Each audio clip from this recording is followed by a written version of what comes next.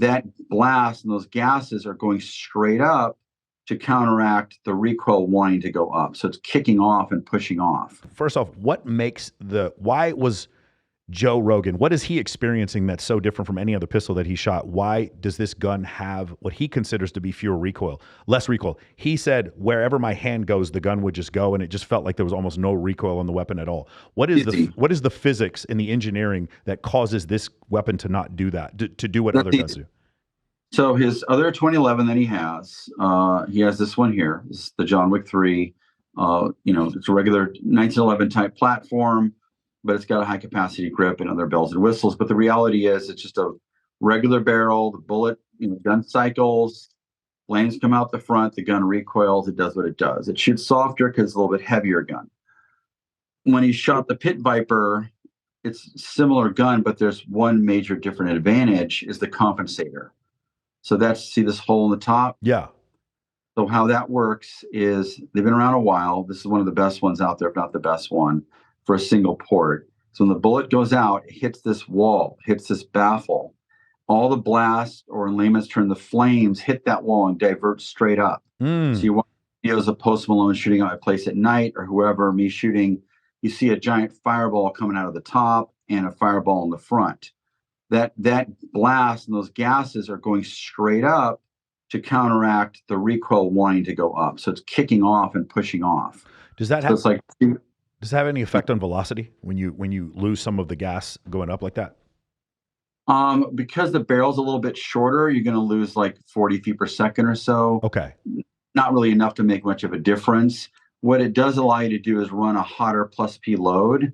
And that little bit, even when the hotter load happens, the hotter it is, it even makes the gun almost shoot softer because even more gas is kicking out. Wow. So you can make a difference on the hotter ammo, and the gun doesn't move. So when people shoot this gun, they're like, what they're almost not used to it at first. You got to kind of get used to it. It's like when you first jump in some Ferrari or Tesla that's 2.5 seconds in 0 to 60. You kind of got to get used to that speed to kind of smooth into it.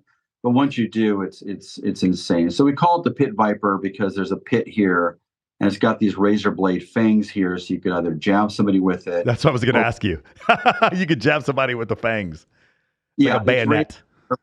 Like some guys do wacky guns. Somebody heard what I was doing for the movie before the movie came out, tried to jump the gun and did some wacky video with, I think it was Demolition Ranch, and had some hacky looking 2011 with a giant blades welded on the front. So you can't really do anything with a gun like that. You barely move, and you're going to cut your thigh open and bleed out real slow. So you don't see them. They only come out when you need them to. And if you take the slide off, like in the movie, it's literally a handle-held double-bladed knife. So wow. I just got very lucky on the design. It wasn't really planned. I'm just like, when somebody puts you the task of coming up with something to beat this gun, which is hard to do. This gun's won all the nationals and all the fun stuff, and it's an amazing gun. I just wanted to, I did what I did, but this gun wasn't able to be released yet.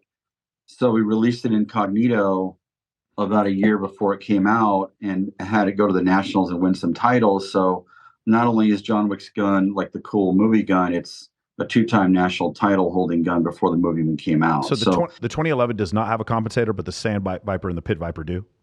Yeah, the Sand Viper and Pit Viper have compensators. That's incredible. So this optic, and then we gave it a spray tan, and then we put a hat on his head, and we launched it without a movie behind it. And it was like the hugest, most popular gun we've ever launched. And it was launched accidentally. Some guy put a video out before us, and he's like, have you guys seen this thing? The collector kept this in. It's called the Sand Viper. Oh my. Like, it just, we shared it. It was so good. It was so organic. It's like, and the trigger, oh my God, what is going on? It was a really cool video they did. It was for the collector's collection. He always gets everything for everybody. So and this gun is just insane how it shoots, how soft it is, and so they're like our two most popular. I mean, this one is still off the charts. So